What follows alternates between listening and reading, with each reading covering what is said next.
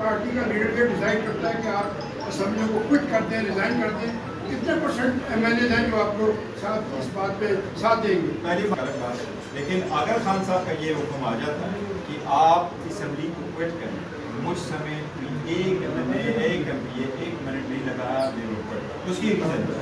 اور پولیٹیکل فیصلے لیے جاتے ہیں، خان صاحب کی انسٹرکشن آ جاتی ہے، خان صاحب کی کا فیصلہ فائنل ہے، لیکن جہاں تک ریزرویشن کا تعلق ہے، دیکھو ہماری پولیٹیکل پارٹی ہے، ہم رائے لے لیتے ہیں سب لوگوں کی اور لوگ اپنی رائے دیتے ہیں، کسی کی بات نہیں، ہم کوئی کنگ پارٹی نہیں ہے لوگوں کو کہ آپ اس کی بات نہ کریں، اپنی بات آئیے، رائے سب کی ہم سن لیتے ہیں، لیکن یہ فیصلہ یونانیمس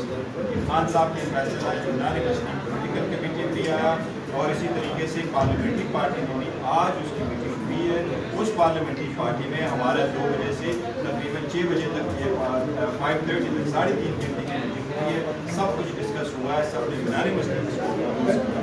جہاں تک اس بات کا تعلق ہے کہ ہمارے سپورٹر دیکھو ہم اس بات کے لیے بڑے ویجیلنٹ ہیں کہ ہمیں اپنے سپورٹر ووٹر کا خیال ہے، لیکن ہمارا یہی خیال ہے کہ یہی ہم کہہ رہے ہیں کہ جب کیمپ لگا رہے ہیں ہم ان کی اجازت نہیں دے رہے، ووٹ لگا رہے ہیں نہیں اجازت دے رہے، آج بھی ہم سمجھتے ہیں کہ ہمارے جو کینڈیڈیٹ سے یہ سیٹیں وہ کروائی گئی ہیں ان کو ڈسکوالیفائی کرایا گیا ہے، ہم سمجھتے ہیں یہ ہماری سیٹیں، اس لیے political decision we have taken we will not.